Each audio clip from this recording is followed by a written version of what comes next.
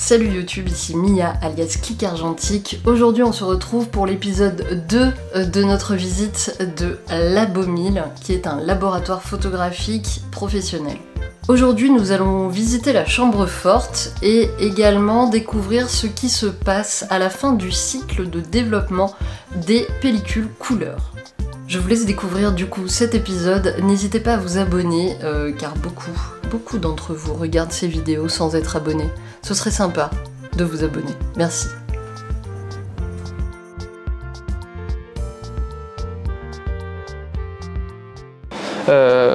Ça arrive d'avoir des poussières, ça arrive d'avoir des problèmes, mais le but quand même de ça, c'est de limiter au maximum les problèmes, les poussières, les trucs.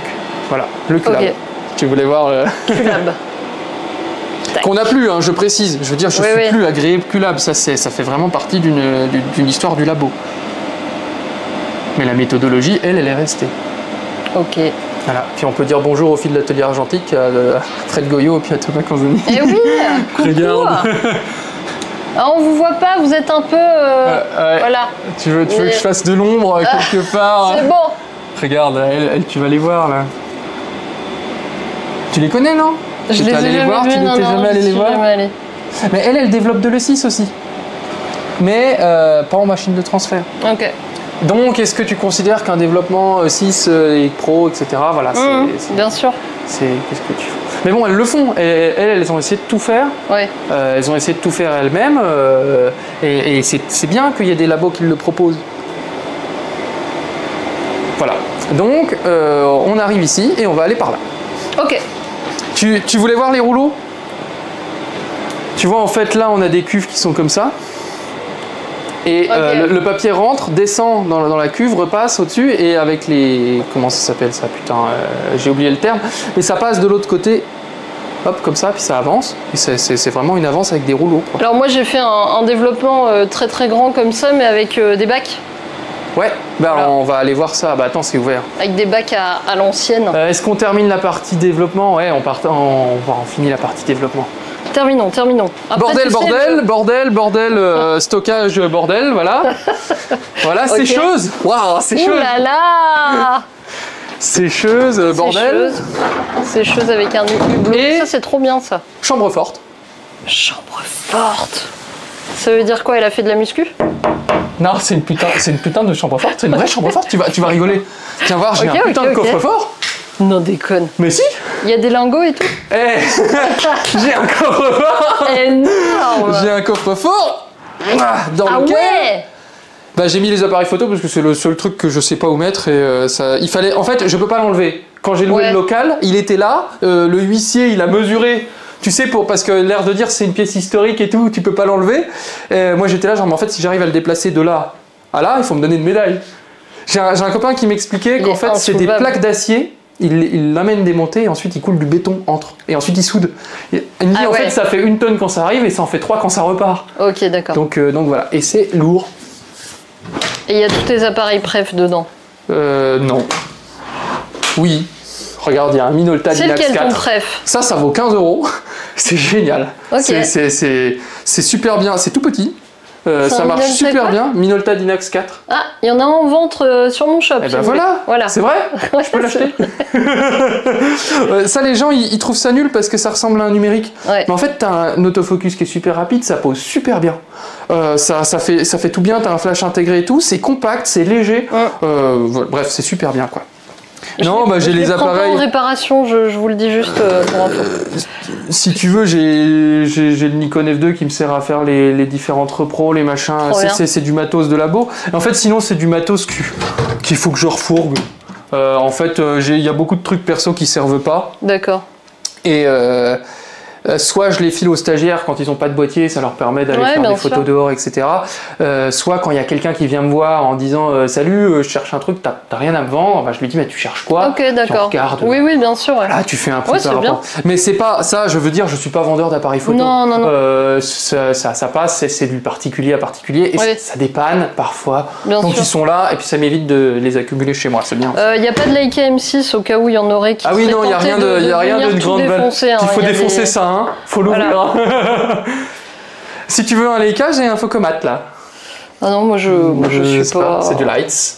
Ok, trop petit bien. agrandisseur. Parce que officiellement, j'ai qu'une seule salle de tirage. Mais quand j'ai prévu les plans et tout, c'est celui-là que tu avais mis en vente là, sur le Internet mondial? Non, il y en a un que tu avais mis en vente. Non, celui-là, je le vends pas, c'est un cadeau, alors je vais pas le... Et ensuite, il y a des spires métalliques, c'est les meilleurs. Bah ouais. J'en ai pas, je sais pas les utiliser. Tu vois, il a fallu que tu bricoles. Bah ouais, attends, sinon... je vois pas ton bricolage. Si tu veux, moi sinon, j'ai pas accès au coffre-fort, si j'ai une table là. Sauf qu'il me fallait une table pour bosser. J'ai donc fait... Ça c'est... Merde. La goupille. Fabrication maison, n'est-ce pas? Comme beaucoup de choses dans la photographie. Bah tant que ça fait le job. Bah écoute. Voilà. Hein.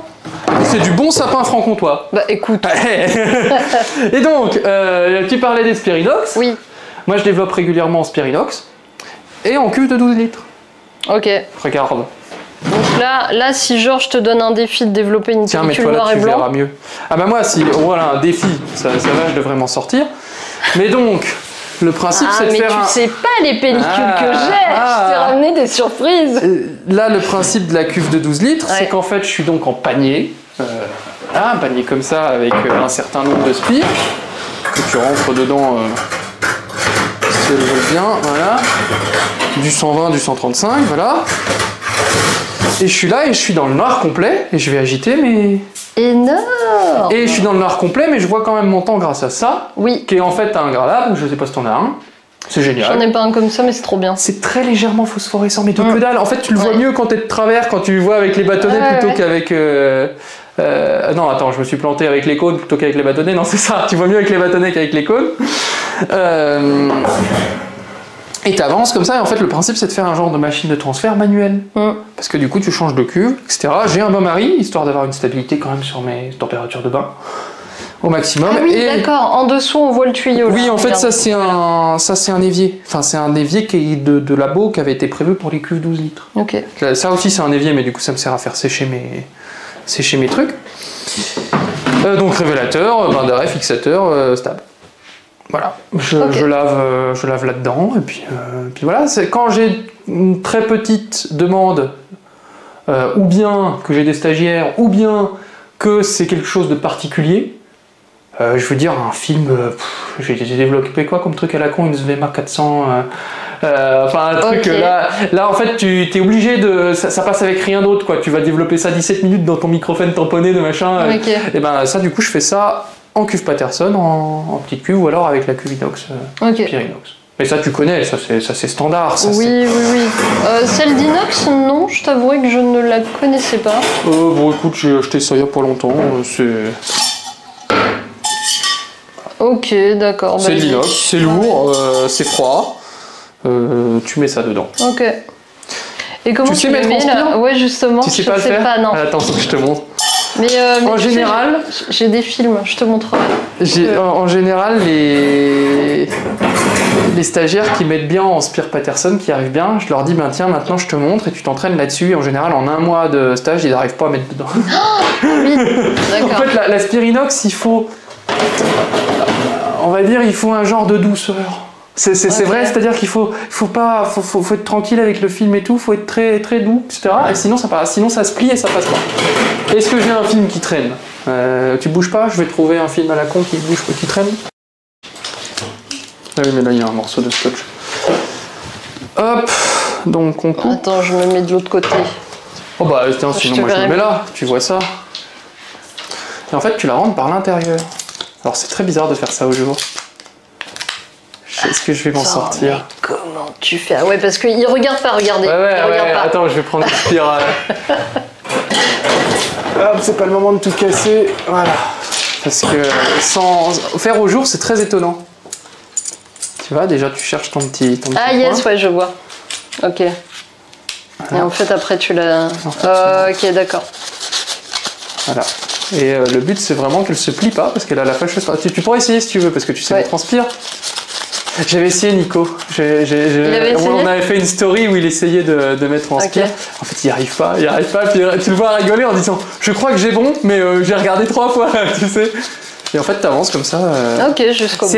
Je suis pas très rapide. Moi, j'ai vu des mecs qui allaient en spire beaucoup plus rapidement. Ouais, mais après, c'est pas une histoire de rapidité. Hein. Ben, malgré tout, si, quand t'as 25 films à développer...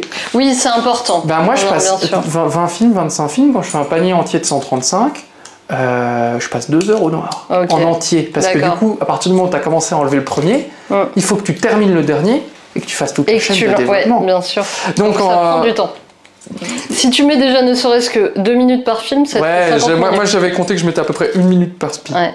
Donc 25 films, sans problème, ça me prend déjà quasiment une demi-heure. Ouais, bien sûr. Tu vois puis c'est qu'une demi-heure au noir où tu te dis merde, bon, c'est pour ça que je suis fermé 2 jours par semaine, hors rendez-vous. Oui. Je sais pas si t'as vu sur la porte, mais c'est pour ça le hors rendez-vous, c'est parce que je peux pas me permettre d'être coincé au noir pendant 2 heures. Bien sûr. Par contre, si quelqu'un me dit écoute, je suis là à 11h, moi je m'arrange pour pas être au noir à 11h. Bien sûr. Mais voilà. Par contre, je suis là, les gens ils pensent que je tire au flanc. Non, je bosse. Je bosse.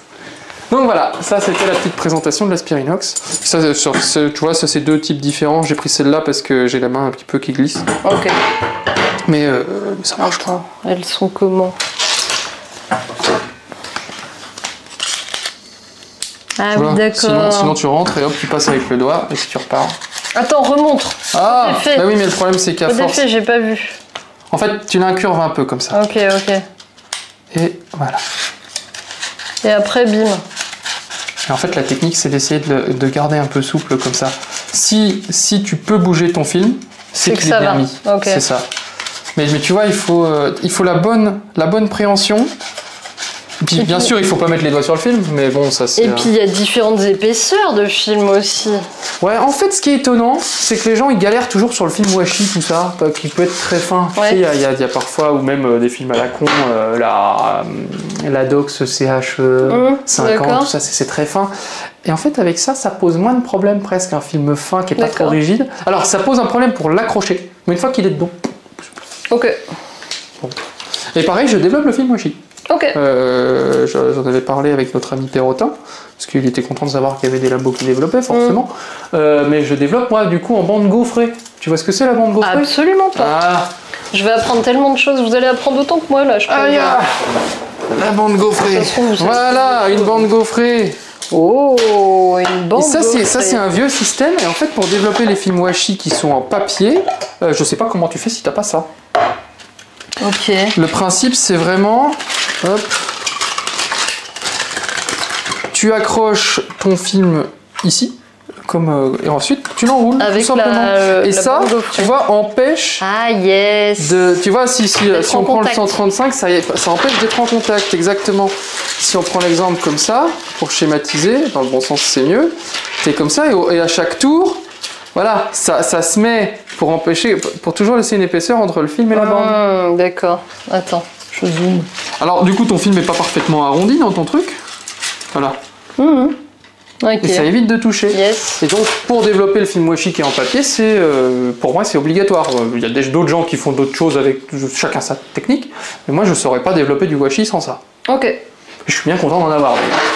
Parce que pour en trouver des bandes gaufrées qui n'ont pas fini à la déchetterie, bon courage. Oui, bah oui, j'imagine. En plus, elles sont en très bon état, là. Oui, bon. Elles sont dans un état suffisant pour travailler. Mais je t'avoue que pendant le déménagement, je les avais paumées. J'étais là genre putain, elles sont où les bandes gaufrées? Dans ma tête, c'était on va forcément m'emmener du washi, alors je sais pas où elles sont, puis je suis retombé dessus, puis personne m'a emmené de washi depuis que je suis à Besançon.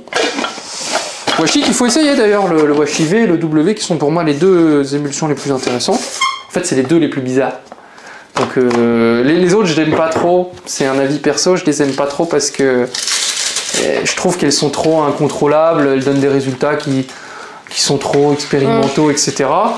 Mais sans intérêt réel de cette expérimentalité, ça se dit pas. Mais alors que le washi, le V et le W, c'est expérimental, mais ça apporte vraiment quelque chose. Ce côté texture, ce côté... Le washi V, c'est génial. Le washi W, il faut le comprendre, il faut lire la fiche technique 15 fois, il faut en avoir fait plein, il faut les avoir développés, il faut savoir regarder, il faut avoir adapté, etc. C'est compliqué. Je veux dire, les gens qui m'emmènent des washi W, le problème, c'est qu'ils lisent jamais la fiche technique. Du coup, l'exposition n'est pas forcément... En fait, quand tu lis la fiche technique, c'est 12 ISO, 25 ISO, je sais pas du tout. Je sais plus. Mais en gros, la sensibilité maximum, elle est valable uniquement en plein soleil, uniquement développée dans de l'Eco-Bro.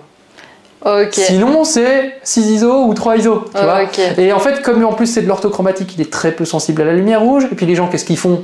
Bah, ils mettent une lumière tungstène au-dessus, tu vois. Et là, tu te dis, bah non, tu peux pas. Et en fait, à chaque fois que je développe un Washi W, c'est quasiment vierge à chaque fois. T'as beau avoir fait ce que tu veux, on me dit oui, mais on peut le pousser et tout. Mais non, en fait, non, tu pousses pas un film comme ça, ça se fait pas.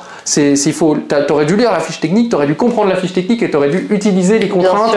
Voilà. Donc, par pitié, si un jour tu fais du Washi W, lis la fiche technique. Ok, pas de problème. J'ai l'habitude d'exposer à 3 ou 6 ISO, car mon film préféré de toute la vie pour toujours, c'est la Kodak SE Duplicating Film. Voilà. Tu veux une dernière info sur le labo? Alors bon, la truc de dupli ressemble à rien, donc je vais pas te la montrer. Mais je suis un des derniers labos, apparemment, en Europe. À utiliser... À être capable de faire de la duplication de diapos réels sur un véritable film de duplication, puisque j'en ai 300 mètres au congèle. Ok, d'accord. Et je bosse de temps en temps, avec des musées notamment, tu sais, parce que c'est des... En fait, ils projettent pas les œuvres originales. Oui, ça fait partie du truc, mais sauf que comme ça s'use et puis que c'est projeté 24 heures sur 24 pendant des semaines, les dia elles passent au bout d'un moment parce qu'elles chauffent, etc. Donc en fait, ils projettent des duplicata. Ok, je sais pas. Moi, je fais des duplicata. Et c'était le musée de l'Élysée à Lausanne qui était revenu nous voir avec Jean-Jacques en disant je comprends pas, parce qu'ils avaient envoyé un appel d'offres à tout le monde, puis on avait répondu, ils disent mais je comprends pas pourquoi vous êtes les seuls à proposer ça.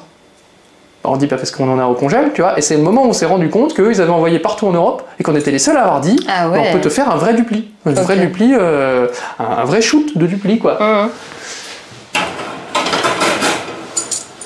Voilà, il me reste 300 mètres de film de duplicata au congèle. Qui est, si jamais les gens veulent en acheter en envoyant sur le net, c'est une mauvaise idée, parce que c'est du film tungstène. Forcément, puis en général il est périmé... Oui. C'est des machins périmés 99, arrêtez de faire du film périmé putain. Ok, voilà, c'est super, on a rangé ça, on a vu le coffre-fort, on a vu le Focomat, et tu as vu le super évier. Tu sais, les éviers de... Ah oui, je connais bien. Chimie, voilà. Incroyable. Je évier. Voilà. Et il y a une baie... Et là, c'est hors sujet. Ça, c'est complètement hors sujet. Elle était là, donc je l'ai gardée, je l'utilise, mais ça faisait plein de petites loupiottes, de petites lumières, donc il a fallu que je chante toutes les loupiottes. C'était insupportable à faire. Ok. Regardez-moi cette Puis j'ai un éclairage inactinique là-haut, au sodium, n'est-ce pas? Ok. Bah oui, attends. T'es labo pro ou t'es pas labo pro? Oui, c'est sûr. Non, en vrai, de ça, j'ai oublié. Alors de quoi dont j'ai pas parlé? J'ai pas parlé du fait que en tant que labo pro, je développe les plans films. Incroyable. Ça c'est du 20-25. Non, ça c'est pas du 20-25, ça c'est du 18-24. J'allais dire, c'est un tout petit peu trop petit. Le 20-25, il est un tout petit peu plus grand. Voilà. C'est le 20-25, le plan film où tu peux mettre ta tête dedans. Donc, en cuve 12 litres. Ça passe en fait sur ce genre de panier là. Tu vois quelque chose sur la lumière? Yes, ouais, c'est bon. Voilà. On voit. Donc dans ce genre de panier là, je passe du 4-5. Ok. Et donc ça passe dans les cuves 12 litres. Mais en machine de transfert, et on va y aller tout de suite pour montrer, les machines de transfert, l'avantage du système, c'est que ça passe n'importe quel format aussi. Puisque du moment que je peux tendre mon film sur la tringle, ça passe. Et donc, allez, suivons-le. Je peux développer du tout petit. Alors, on est là. Voilà, une tringle. Bon, ça c'est ma tringle de Sensito. Mais, tu vois, là, moi, ma bande Sensito, elle est grande comme ça. Donc, en fait, elle est accrochée comme ça. Mais moi, si je veux développer un 110 ou mieux, un Minox. T'as déjà vu un Minox, du 8-10 Minox? C'est tout petit, ça fait la taille de l'ongle. Ouais.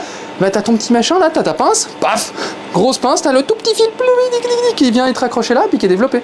Et pour le... Donc là c'était le 110 que tu disais. Le 110 ou le Minox. Ok, ouais. Et regarde, ça c'est mes plans films 4-5. Ok. Et donc si je passe un plan film 20-25, ça fait une grosse...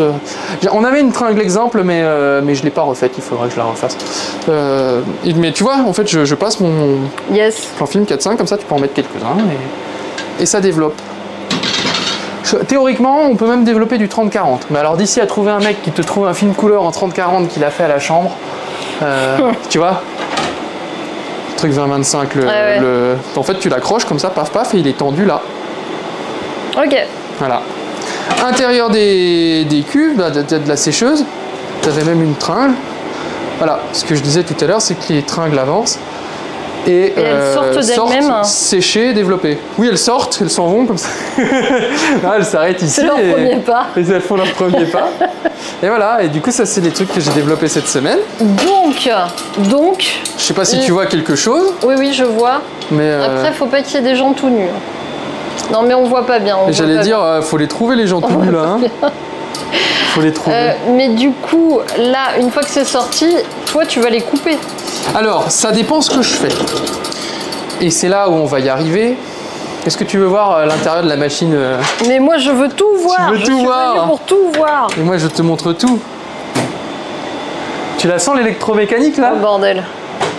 Voilà, et donc ça, c'est mes cartes. Tu vois, tu as les décomptes de temps de cycle. Ah, yes. J'ai mes temps de transfert. Mais c'est des horloges, c'est des relais. C'est énorme. C'est des horloges, c'est des relais. Et quand tu as un problème, tu vois, c'est de l'électronique. C'est-à-dire que c'est des résistances, c'est des condensateurs, etc. Ouais. Donc, tu as un truc qui saute, tu cherches avec ton petit multimètre, ou alors tu te trouves un électronicien, tu dessoudes, tu ressoudes le bon machin, puis ça repart. Okay. Ça fait 35 ans qu'elles sont régulièrement, voilà, tu as un problème, tu changes. C'est relativement fiable dans l'ensemble quand même. En tout cas, c'est fiable, mais c'est réparable. Enfin, c'est réparable. Oui. Et on arrive. Voilà, c'est parti. Qu'est-ce qu'on fait? Quand ça sort, déjà, il faut que ça sort le film. Déjà, il faut que je sache ce que veut la personne. Déjà, le film, il est étiqueté. On l'a pas dit, mais c'est important de le dire. Si tu regardes n'importe quel film ici, là, vas-y, approche-toi, c'est de la diapo, c'est joli. C'est trop beau. Le 75-33, il appartient à quelqu'un. Ouais. D'accord? Et moi, les gens ils s'imaginent qu'en fait, c'est comme quand tu es chez toi, comme tu fais que 3 films par jour, et tu vas retrouver à chaque fois tes petits. Mais non, quand tu développes 70 films dans la journée, ils sont mélangés, tu sais pas où ils sont, donc tu as intérêt à les avoir bien étiquetés, quoi. Qu'est-ce que je disais? C'est étiqueté, voilà. Et suivant, je sais pas, est-ce que j'ai des fiches là qui traînent?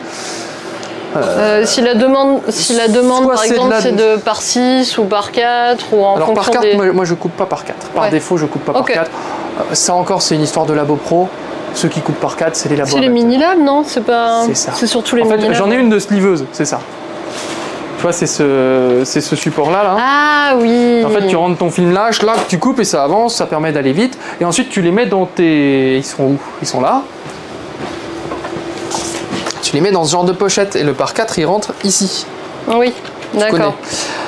Moi en tant que labo pro, je fais pas ça à moins de demandes particulières ou bien si c'est du jetable, des choses, c'est du jetable avec tous les tirages, etc.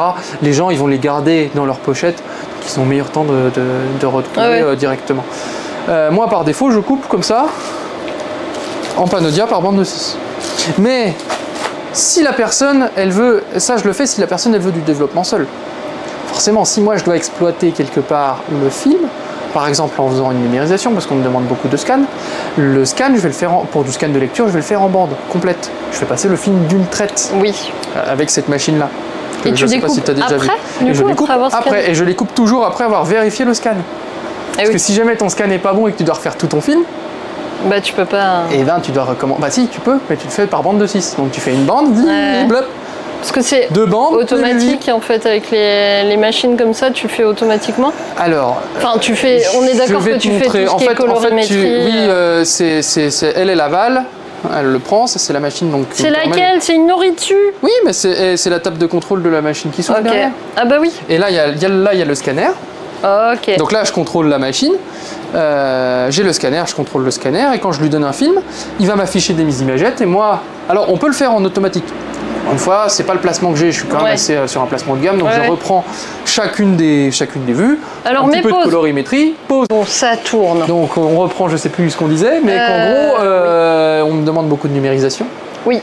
Que je reprends systématiquement en densité et en colorimétrie chaque vue, ce qui n'est pas le cas de la plupart des mini-labs qui en fait vont laisser en automatique. Alors c'est du petit scan, moi les scans de lecture que je fais avec cette machine, c'est pas du scan HD, c'est pas des énormes, c'est quand même du TIFF de façon à ce que les gens, parce que je considère que les gens qui viennent me voir ont un intérêt pour la photo et donc ont une pratique un peu plus poussée, donc c'est du TIFF pour qu'ils puissent reprendre leur colorimétrie, leur contraste s'ils veulent, leur densité, etc. Ils puissent interpréter. Ça fait un petit fichier en TIFF de 4 mégas. Ça permet de tirer un 18-24. Ouais. C'est bien pour l'afficher sur un écran d'ordi. Mais je refuse, moi, de faire du HD sur un film en entier. Parce que, et là, on arrive à un autre truc, c'est qu'on me demande, par exemple, de faire des planches contact. Bon, alors ça, c'est les planches contact des stagiaires. Bah, t'as de la planche contact là. Mais qu'est-ce que j'ai? Attends.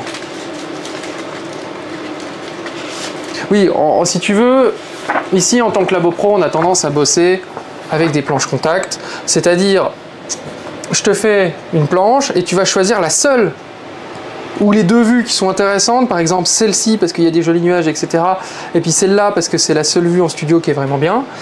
Et on va faire un tirage à la main, à l'agrandisseur de ces vues-là, qui va être du coup un tirage interprété, etc. Bien.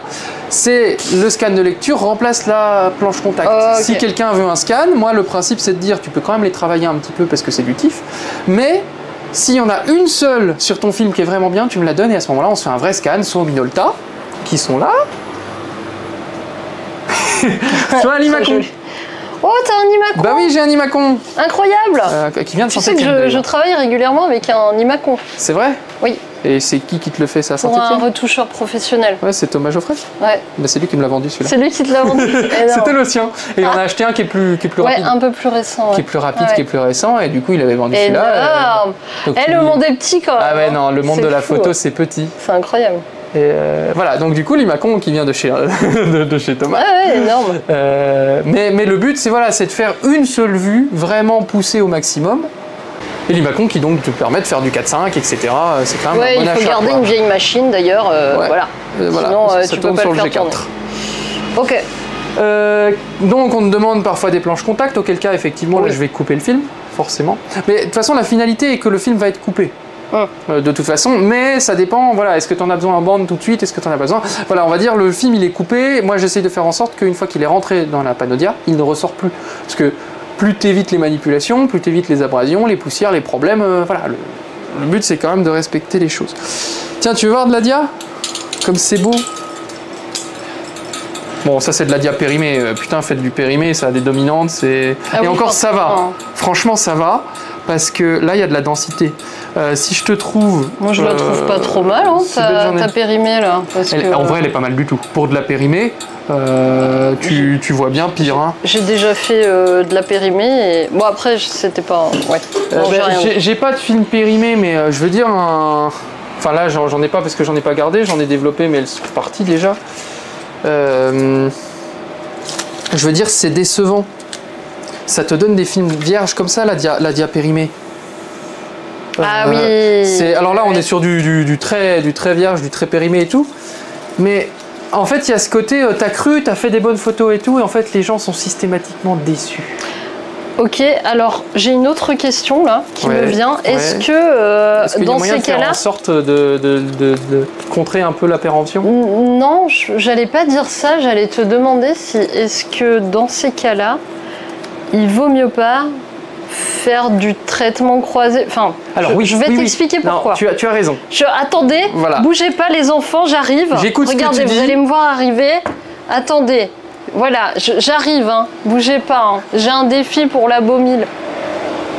Tu veux que je le refasse? Tu vois, forcément, quand tu sors de la machine de transfert, tu as une boucle inhérente. Ah, yes. Donc il faut le déboucler. Et pour le déboucler, en fait, tu chauffes le film. Ah, d'accord. Le seul endroit où tu as parfois des problèmes dans les... C'est là. C'est à cet endroit-là. Okay. C'est bête, c'est le seul endroit où il y a un truc qui touche, forcément.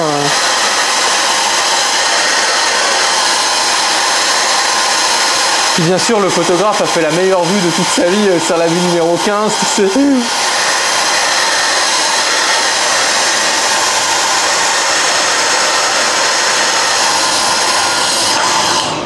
Faut lâcher le...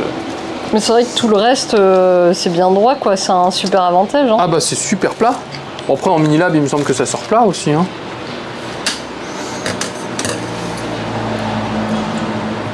Waouh, quelle belle table lumineuse. T'as vu, hein, elle va jusqu'au bout là-bas. 4, 6. Et c'est le moment où il faut pas couper par 7. Oui, faut bien compter. Non, parce qu'on l'a tous fait, hein, couper par 7 un jour dans sa vie. Hein. Non, ça passe, t'as pas... Alors plus... Si, ça m'est arrivé, bien sûr. Hop.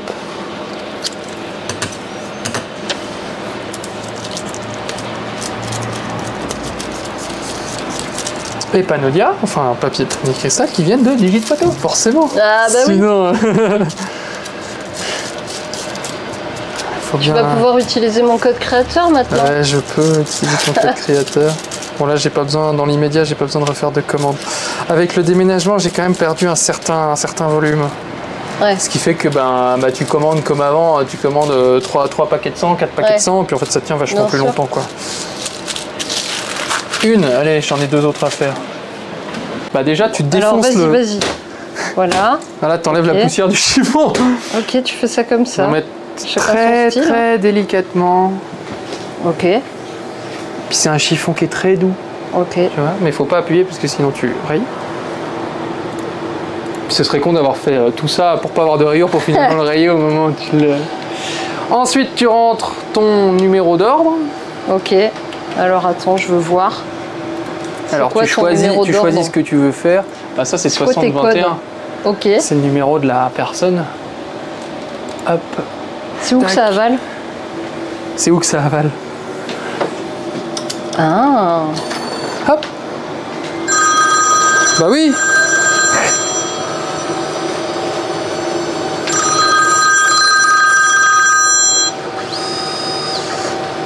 La Baumille, bonjour. Ah oui, d'accord. Oui, absolument. Du coup, vous avez eu mon message vocal. Oui, du coup, je sais pas si c'était un peu flou ce que...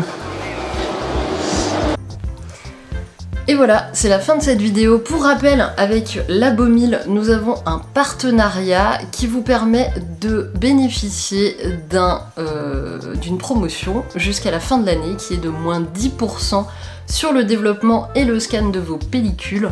N'hésitez pas à en profiter. Cette offre, elle est valable avec le code CLIC argentique, tout attaché.